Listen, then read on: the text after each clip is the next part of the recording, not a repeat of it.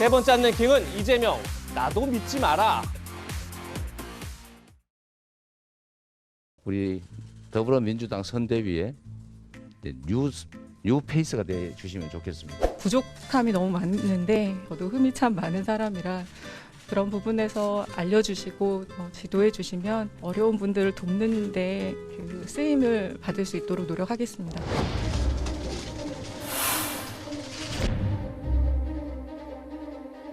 저 같은 사람은 그 시간을 보내고도 꿈이라고 하는 어떤 도전을 할 수 있는 기회조차도 허락을 받지 못하는 것인지.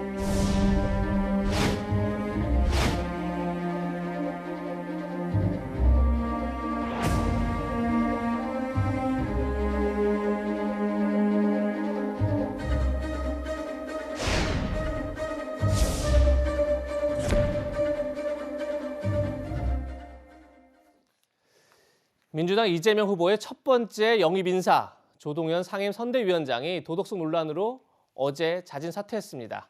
1호 영입 인사가 영입 사흘 만에 낙마하는 악재가 생긴 건데요. 민주당은 사의를 수용하면서도 조 전 위원장의 자녀 개인정보를 공개한 유튜버들을 고발했습니다. 그런데 송영길 대표의 이 발언이 또 다른 논란을 만들고 있습니다. 어떤 발언인지 같이 들어보시죠. 조동연 공동상임선대위원장은 국회의원에 출마하거나 장관 후보자로 임명된 사람이 아닙니다. 10년 전 이혼한 사실을 가지고 이렇게까지 가족이나 개인사를 공격해야 될 사안인지, 아이를 얼굴 이름까지 이렇게 밝혀서 공격하는 이런 비열한 행위는 언론의 정도를 벗어난 것이 사실상 사회적 명예살인의 그런 흉악한 범죄 행위를 분명히 명시하면서. 이현중 의원님, 네. 지금 송영길 대표는 10년 전 이혼 문제를 문제 삼고 있다 이렇게 지금 얘기도 하고 있고, 또 아이 이름까지 공개한 건 유튜버인데 지금 마치 언론이 지금 이런 것을 공개했다 이렇게 주장도 하고 있어서 일각에서는 이거 언론 탓하는 거 아니냐 이런 말도 나오는데 어떻게 들으셨습니까? 그러니까 지금 송영길 대표가 이 문제의 초점이 결국 이제 조동연 전 상임위원장이 이혼했기 때문에 문제를 삼았다라고 이야기를 하고 있는데, 지금 사생활에 대해서 이것 때문에 문제 삼은 언론이 있으면 나와보라 그러십시오. 없습니다. 왜냐하면 일단 이 장관도 아니고 후보자 출마한 사람도 아니다 이야기를 했는데, 모든 권력의 출발점은 일단 정당에 있습니다. 예. 정당에서 후보자를 공천하고 장관도 예를 들어서 뭘 하고 또 국회에서 뭐 심사도 하지 않습니까? 자, 집권 여당의 지금 상임선대위원장입니다. 즉 집권여당의 얼굴이란 말이죠. 자, 그렇다면 집권여당의 얼굴이 예를 들어서 이런 논란에 있는 분이 과연 우리가 수용할 수 있겠는가라는 사회적인 문제예요. 사실 이분이 뭐 개인적으로 우리가 있으면 문제 안 삼죠. 그러니까 정당의 얼굴로 예를 들어 혼외자 문제가 있는 분을 예를 들어서 냈을 경우에 이게 과연 이 정당의 어떤 타당하냐에 대한 문제 제기였고, 이제 이거에 대해서 이제 문제가 된 거 아니겠습니까? 둘째로는 결국은 이 문제에 대해서 과연 유튜버를 지금 언론을 삼을 수 있느냐? 그리고 계속 지금 이 문제를 가지고 언론에서 이야기한 적이 거의 없습니다. 언론에서 뭐라고 그러냐면 결국은 이 문제가 사회적으로 어떤 공인이기 때문에 이분이 예. 사적 영역에 있다 이제 공인으로 온 거잖아요. 그래서 검증을 한 거 아니겠습니까? 그러니까 그거를 전부 다 무슨 언론이 가짜 뉴스를 퍼뜨린 것처럼 후보도 그렇고 대표도 그렇고 이렇게 이야기하는 것은 저는 굉장히 부당한 게 아닌가 싶습니다. 네, 최 교수님뿐만 아니라 최초의 민주당이 사생활 논란이 불거졌을 때 가짜 뉴스다, 허위 뉴스다 이렇게 일관을 했단 말이에요. 이 대응에 대해서도 문제 삼는 분들이 꽤 있는 것 같아요. 그러니까 근데 그거는 이렇게 봐야 돼요. 정말 그분들이 알고 그렇게 했느냐? 저는 그 문제라고 보거든요. 그러니까 그 안민석 의원이나 이런 분들이 얘기를 했는데 초기에 이 문제가 발생했을 때 이건 정말 사생활 지금 내밀한 문제입니다. 이거는 개인이 얘기하지 않으면 일반적으로 알기가 어려운 내용이에요. 이게 무슨 서류에 나오는 것도 아니고 이게 무슨 누가 제보를 하거나 얘기하지 않으면 알 수 없는 문제고, 이분이 만약에 여기 상임선대위원장을 하지 않았다고 하면 이런 얘기가 나올 일도 없었겠죠. 그래서 아마 초기에 모르겠습니다. 조 전 이제 상임선대위원장이 그걸 얘기하셨는지 안 했는지 모르겠지만 네. 만약 알았다고 하면 이렇게 대응하지 않았을 거라고 저는 봐요. 그러니까 이 문제를 접근하는 방식이 가짜뉴스다 이렇게까지 얘기했다면 제가 볼 때는 초기에는 몰랐을 가능성이 있다고 보거든요. 아마 이 문제가 불거졌을 때 확인하는 과정에서 조 위원장이 어떤 말씀을 하시는지 제가 잘 모르겠지만 명확하게 그런 일이 있었던 걸 인지했다라면 저는 이렇게 반응하지 않았을 걸로 보여지고, 아마 그 당시에 나중에 이제 인지하고 입장을 바꿨는데 그 당시에는 이 사실을 몰랐을 가능성이 있지 않겠나는 개인적인 생각입니다. 네. 이런 가운데 민주당의 노웅래 의원은 인재 영입이 과열되다 보니 검증이 부실했다 이렇게 자성의 목소리를 냈습니다. 그 목소리 한번 들어보시죠. 조동현 씨 인사검증 문제가 생긴 거죠. 과열된 인재 영입을 하는 과정에서 생긴 인사검증 실수다, 실패다 네, 이렇게 볼 수 있는 거고요. 아무리 저 외부 영입이 중요하고 하더라도 바늘 허리에 실겨 있을 수는 없는 거 아닙니까? 이재명의 민주당으로 새롭게 되기 위해서도 이렇게 인사검증 문제 철저히 전 해야 된다고 보는 거고요. 네, 정영진 변호사 다시 모셨는데 지금 당 후보라든지 당 대표는 오히려 언론이 너무 과열 취재를 하면서 조 전 상임위원장을 너무 힘들게 했다. 이러면서 이제 비판했는데 또 한편에서는 지금 노웅래 의원처럼 이건 인사검증 실패다. 이렇게 자성의 목소리 나와요. 어떻게 들으셨습니까? 일단은 기본적으로는요, 논란이 될 수 있는 사실을 스스로 밝히지 않은 조 교수한테 문제가 있다라고 생각을 하는데, 그런데 가끔 저한테 전화가 오거든요. 기업이나 뭐 다른 데에서 기관에서 변호사를 뽑을 때 그 사람이 어떤 사람이냐 평판 조회를 한단 말이에요. 그런데 군소야당도 아니고 여당, 더군다나 그것도 대선 선대위에서 최고위직을 첫 번째 1호로 영입을 하면서 그런 레퍼런스 책도 안 했다? 이건 무엇을 의미하는 거냐 제가 곰곰이 생각을 해봤더니 그 조동현 교수의 스펙만 본 거 아닌가 싶어요. 육사 나왔고 하버드 나왔고 교수하고 있다라고 하는. 그런데 민주당에서 뭐라고 이야기하고 있습니까? 말로는 블라인드 채용이 중요하다 막 그렇게 이야기를 하면서 실질적으로는 민주당에서 스펙만 보고 이렇게 급하게 한 것이 아닌가. 이런 상황에서 이러한 불상사는 피하기 어려운 사실이 아니었나 싶습니다. 1호 영입 인사 실패의 모든 책임은 제가 진다고 한 이재명 후보, 조국 사태를 두고도 사과를 했었죠. 그 목소리 듣고 이야기 이어가겠습니다. 조국 장관에 대해서는 여전히 이제 우리 더불어민주당이 그간의 국민들로부터 외면받고 또 비판받는 문제의 근원 중에 하나인데요. 소위 내로남불이라고 하는 것도 그런 것일 테죠. 저는 잘못이 있는 것에 대해서는 당연히 책임져야 되고 특히 지위가 높고 책임이 클수록 그 비판의 강도도 높을 수밖에 없다는 걸 우리가 인정해야 된다고 생각합니다. 지금 이 자리에서 다시 한번 사과 말씀드리고 싶습니다. 네, 다시 출발하도록 하겠습니다. 방금 그 사과를 조국 사태에 대한 좀 공식적인 사과로 좀 받아들여도 되겠습니까? 제가 할 수 있는 범위 내에서는 아주 낮은 자세로 진지하게 사과드립니다. 조국 사태에 대해 아주 낮은 자세로 진지하게 사과한다고 밝힌 이재명 후보. 그런데 어제는 또 보시는 것처럼 이런 글을 SNS에 올렸습니다. 대한민국은 검찰공화국이 아니라 민주공화국이다. 검찰 독재는 군사 독재만큼이나 위험하다. 없는 죄도 만들고 있는 죄도 덮으면서 선택적 정의를 행사하고 있다. 특정인을 겨냥해 먼지털이식 별건 수사를 하고 누가 봐도 분명한 봐주기 수사를 버젓이 자행한다. 검찰개혁은 반드시 해야 할 주요 과제다. 이런 글을 올렸습니다. 네, 어제 올린 이 글을 두고 이재명 후보가 하루 만에 조국 사태에 대해서 입장을 바꾼 것 아니냐 이런 말도 나옵니다. 왜냐하면 검찰을 향한 선택적 정의 혹은 뭐 특정을 겨냥한 먼지털이 수사 이런 표현들은 과거 조국 전 장관을 두둔할 때 썼던 표현이기 때문입니다. 이재명 후보의 과거 목소리도 한번 들어보시죠. 조국 장관에 대한 수사가 과연 정도를 지켰냐? 저는 아니라고 생각합니다. 분명히 지나쳤습니다. 불법적인 피의사실 공표, 또 수사 과정 발표를 통해서 엄청난 마녀 사냥을 했죠. 검찰이 예를 들면 있는 죄도 덮고 없는 죄도 만들고 그래서 딱 기소하기로 목표를 정한 다음에 탈탈탈 털어서 나올 때까지 털고 거접한 것까지 다 걸어가지고 우리 조 장관님처럼 이렇게 다 걸어가지고. 최진봉 교수님, 예. 조국 사태를 두고 사과를 했다가 다시 과거에 두둔했던 말들을 활용해서 검찰 개혁이 더 중요하다 올린 것. 하루 만에 입장이 바뀌었다 이렇게 봐야 되나요? 아니요, 그게 아니고요. 관점이 다른 거예요. 무슨 말이냐면 조국 전 장관에 관련해서 국민적으로 분노를 느끼는 부분을 인정하는 거예요. 그게 왜냐하면 이게 사실은 그 법적으로 아직은 다투고 있으니까 결과는 아직 지켜봐야 됩니다. 뭐 그렇죠. 사건이 지금 법적으로. 그럼에도 불구하고 조국 전 장관이 했던 말과 실제 본인의 삶을 보면 국민의 기준에서 도덕적 기준, 윤리적 기준으로 봐서 그건 부족한 면이 있다고 인정하는 거예요. 국민들이 볼 때 어쨌든 특권층이라고 소위 얘기하는 특권층이 일반인보다는 더 많은 기회를 누리는 건 맞는 거잖아요. 그런 부분에 대한 저는 이제 이재명 후보의 저는 사과라고 생각해요. 그거는 분명히 국민들이 그렇게 보신다면 거기에 대해서는 사과한 부분이 맞다고 보고, 또 조국 전 장관의 논란이 됐던 게 결국 이제 본인이 그동안 했던 말이나 글이나 이런 부분과 본인의 삶의 모습이 약간 차이가 있는 부분에 대해서 국민들이 분노하시는 거잖아요. 또 젊은 층들이 거기에 대해서 기회의 공정성에 대해서 문제를 제기하는 것이고, 그런 부분에서 저는 이재명 후보가 명확하게 사과했다고 보고요. 다만 검찰의 행동은 지금까지 물론 조국 전 장관 문제뿐만 아니라 다른 문제에 있어서 선택적으로 정의를 한 것에 대한 비판이 많이 있었습니다.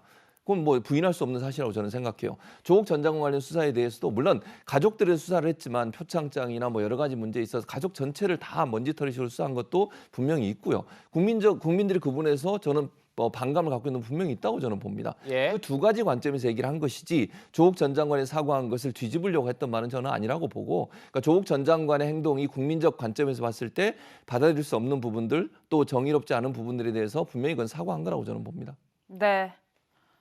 추미애 전 법무부 장관은 조국 전 장관에 대한 이 후보의 사과를 두고 이런 글을 올리기도 했습니다. 나는 고발한다 시대의 비겁함을. 대통령 후보도 여론에 조차 조국에 대해 사과를 반복했다. 대통령 후보의 사과를 이용해 다시 조국은 불공정하다로 한 번 더 낙인 찍게 된 것이다. 뭐 이런 취지의 글을 올렸는데, 이 의원님 아직 네. 민주당 내에서도 조국 사태에 대한 분위기가 정리가 안 된 것 같은데 이 글 저희가 어떻게 해석할 수 있을까요? 그러니까 지금 이재명 후보의 말을 보면 황희정승식 대답 같아요. 당신도 옳고 당신도 옳다. 그래서 뭐 어떻다는 거냐? 라는 문제를 제기할 수 있는 거죠. 예전에 차별금지법 관련해서 종교단체를 가서는 이거 천천히 해야 되는 거다라고 이야기를 했으면서 또 시민단체 와서는 이거 빨리 해야 된다라고 이야기를 하고 있지 않습니까? 그러니까 그렇다면 뭐 어떻게 하자는 거냐, 이런 의문이 있을 수밖에 없는 거거든요. 그러니까 지금 이재명 후보는 모두를 만족시키려고 그래요. 즉 어떤 면에서 그동안 부정적인 면도 만족시키고 강성층도 만족시키고, 뭐 그러면 결론이 뭐냐라고 이야기를 했을 때 지금 바로 이제 들어오는 이야기가 그 이야기지 않습니까? 그렇다면 본인이 조국 사태에 사과를 했다면 그동안 조국 옹호에 앞장섰던 사람들에 대한 관계는 어떻게 할 거냐? 김남국, 김용민 의원이라든지. 근데 또 반면에 민주당은 또 합당한다고 그러잖아요. 예. 열린민주당 같은 경우는 뭐 시종일관 조국 사태에 대해서 어떤 면에서 검찰을 비판했고 조국 전 장관을 옹호했습니다. 네. 그렇다면 국민에게 사과한 이재명 후보가 열린민주당을 적극적으로 합당하겠다라고 이야기를 하면 이 입장이 도대체 뭔가라는 국민이 헷갈릴 수밖에 없는 거 아니겠습니까? 자, 그렇다면 지금 추미애 장관 같은 경우는 바로 그 지점을 이제 비판하고 있는 거잖아요. 왜 사과하느냐? 왜 그동안 이거는 부당한 것인데. 그러니까 또 아마 추미애 장관한테는 또 다른 이야기를 할 겁니다. 그러니까 이게 보면 지금 이재명 후보, 물론 정치인의 말이란 게 저는 일관성이 있어야 되나 봅니다. 지금 모든 게 보면 그래요. 한쪽에 가서는 사과하고 한쪽에 가서는 또 아니다 그러고. 그러니까 결국은 이게 자꾸 이런 식으로 반복이 되면 문제는 나중에 그럼 당신 진짜 입장은 뭐냐라고 물었을 때 그걸 어떤 제대로 이야기할 수 있을까? 그 혼란사항이 지금 국민들한테 있는 겁니다. 예, 네. 그러니까 이 의원님 혼란사항에 예, 제가 최재문 이제 교수님. 답변을 하면 이런 예. 거예요. 아까 제가 말씀드린 내용이에요. 검찰에 대해서 비판하는 입장을 갖고 있는 분들도 조국 전 장관의 행동이 국민도 비판받는 부분은 수용한다고 저는 봅니다. 기본적으로. 예. 그러니까 검찰의 행동을 비판하는 것이지, 그럼 조국 전 장관이 본인도 사과했잖아요. 자녀에 대해서, 문제에 대해서. 기회가 공정하지 않은 부분에서 본인도 사과하고 국민 앞에 사죄한 부분이 여러 번 있었습니다. 그러니까 그 부분은 저는 인정한다고 봐요. 그거를 인정하지 않으면 저는 아니라고 보고, 제가 지금 이 의원이 걱정하신 뭐 추미애 전 장관이든 또는 뭐 김용민 의원이든 김남국 의원이든 저는 그 부분은 그분도 수용한다고 보고 검찰의 행동에 대한 다른 관점의 비판이 있다고 봅니다. 예, 두 개의 관점에 대한 얘기다. 다시 한번 들었습니다. 반면 국민의힘 윤석열 후보는 조국 사태에 대한 이재명 후보의 사과를 두고 이렇게 말했습니다. 조국 사태는 이재명 후보뿐 아니라 문재인 대통령을 포함한 현 집권 세력 모두가 국민 앞에 사죄해야 할 일이다. 진정 책임을 통감한다면 대통령이 지금이라도 국민 앞에 사죄하도록 대통령을 설득하라. 이런 얘기인데, 정혁진 변호사.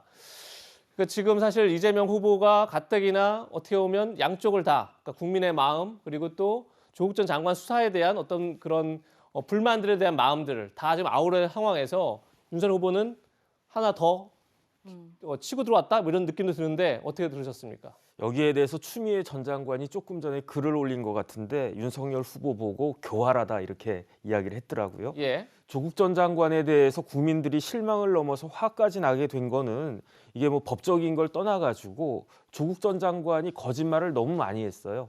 조국 전 장관이 아니라고 부인했던 일들이 나중에 사실로 드러난 것들이 너무 많아가지고 그냥 이 사람이 범죄를 했느냐 안 했느냐를 떠나가지고 어떻게 이렇게까지 거짓말을 낯뜨겁게 할 수가 있었느냐. 그런데 문재인 대통령이 그러한 조국 전 장관에 대해서 비호하는 모습을 여러 차례 보였거든요. 그냥 제가 봤을 때에는 대통령께서 사과하시면 좋을 것 같다 이런 생각이 듭니다. 네, 최근 이재명 후보가 자신의 핵심 공약을 두고 입장을 바꾸는 듯한 태도를 보여 논란이 되고 있는데요. 어떤 게 있었는지 영상으로 준비했습니다. 위로와 보상 차원에서 추가의 지원이 일반적 지원이 또 필요하겠다는 생각이 듭니다. 재난지원금의 추가 지급 문제도 적극적으로 추진해 주시기 바랍니다. 세수 전액이 지역화폐 기본소득으로 지급되는 국토보유세를 도입하겠습니다.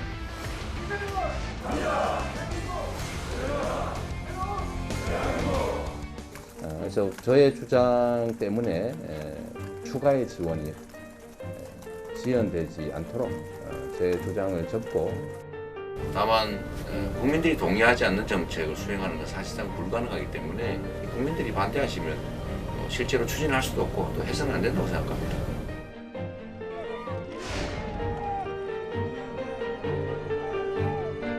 국민이 이해하지 못하고 동의하지 않는다면 하지 않는 게 맞습니다. 그렇습니까? 네. 정치인을 믿지 마십시오. 이재명도 믿지 마십시오. 이재명은 여러분의 명령을 따르는 여러분이 쓰는 도구이기 때문입니다.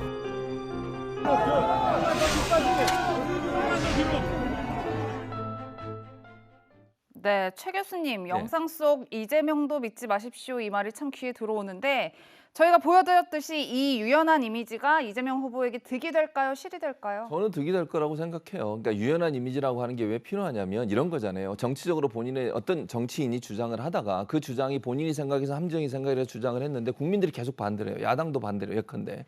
그래서 계속 충돌이 되면 어떻게 됩니까? 아무것도 처리 못 해요. 계속 싸우기만 하고. 국민들은 그때 손해를 보는 겁니다. 그러니까 제가 볼 때 원칙적이란 부분, 본인이 갖고 있는 기본적인 원칙에서 벗어나지 않는 범위에서 유연성을 발휘하는 거 저는 필요하다고 봐요. 야당이 반대하고 얘는 국민이 반대하는데 그 끝까지 밀어붙인다? 그럼 아무것도 못합니다. 한 발짝도 못 나가고요. 국민은 혼란에 빠지고 국민들이 해야 할 일들은 아무것도 하지 못하는 일들이 발생할 수밖에 없다는 거죠. 그런 차원에서 이제 저는 이재명도 믿지 말라는 말은 이재명이 여러 가지 정책들을 내놓고 대안들을 내놓지만 그것이 국민들이 볼 때 받아들이기 어려운 부분이라면 그 수용하고 가겠다는 겁니다. 그러면서 했던 말이 또 하나 있어요. 잘못하면 언제든지 소환하고 지적하고 고칠 수 있는 국민의 도구다. 본인은 일꾼이 되겠다 이런 얘기를 했거든요. 그러면 국민들이 맡겨놓으신 권력을 국민들이 원하는 방향으로 쓰겠다고 하는 차원에서 한 얘기지 뭐 본인을 믿지 말라는 의미가 뭐 본인이 믿을 수 없는 사람이라는 의미는 아니라고 봅니다. 네. 이재명 후보가 지금 실용주의를 강조하면서 유연함을 보여주고 있는데요. 하지만 얼마 전엔 이런 말도 했습니다. 반대하는 사람도 있고 찬성하는 사람도 있는데 그걸 감수하는 게 정치인의 몫이고요. 그거를 합의되지 않더라도 해야 될 일을 강제하라고 권한이 주어집니다. 우리가 이제 권력, 권한 이렇게 말하면 내 의사를 원하지 않는 상대에게 관철시킨 힘이 바로 권력입니다. 이현정 의원님, 지금 들으신 것처럼 앞서 들은 거는 국민들이 반대하고 동의하지 않으면 안 하겠다. 그게 정치인의 할 일이다 이렇게 얘기를 했는데 얼마 전에 또 나와서는 반대를 하더라도 강제하는 게 오히려 정치인의 몫이다. 좀 헷갈려요. 그러니까요. 저도 이게 지금 대한민국이 그리스 아테네가 아니지 않습니까? 모든 국민들이 시민들이 나와서 모든 사안에 투표하고 결정하는 사회가 아니잖아요. 그럼 이재명 후보가 이야기했듯이 국민의 동의가 없으면 안 하겠다 그러면 사안마다 전부 다 여론조사를 할 겁니까? 아니지 않습니까? 그리고 박정희 대통령 시절에 경부고속도로 건설할 때 반대가 얼마나 심했습니까? 근데 지금은 어떻습니까? 그때 안 했으면 지금 대한민국이 어떻게 됐을까요? 영종도 신공항 건설할 때 엄청나게 반대 많이 했습니다. 근데 그때 안 했으면 지금 우리가 공항을 어떻게 만들겠습니까? 마찬가지죠. 정치인이라는 건 대통령을 뽑는 이유는 국가적으로 필요할 때는 또 밀어붙이는 것도 있는 겁니다. 근데 문제는 지금 이재명 후보는 본인이 국민들 뜻에 따라서 다 하겠다고 이야기를 하고 있는데 또 어떤 때 기본소득도 마찬가지죠. 갑자기 안 한다고 그랬다가 또 삼성 가서는 이재용 지금 부회장이 이것 좀 해달라. 또 이렇게 또 이야기를 해요. 그러니까 이게 말이 자꾸 이렇게 바뀌면 과연 진정성이 있는가? 본인이 불리할 때는 국민 뜻 묻다가 또 본인이 권력을 가지면 또 밀어붙이고 그러니까 이런 면에서 보면 지금 여러 가지 어떤 여론을 높이기 위한 모든 국민에게 다 만족을 주겠다고 이야기를 하는데 과연 저 대통령이 모든 국민에게 만족을 줄 수 있겠습니까? 저는 그런 면에서 보면 지금 이재명 후보의 이야기는 솔직히 저도 믿지 못하겠습니다. 네. 이재명 후보의 실용주의가 득이 될지 실이 될지 더 지켜보겠습니다.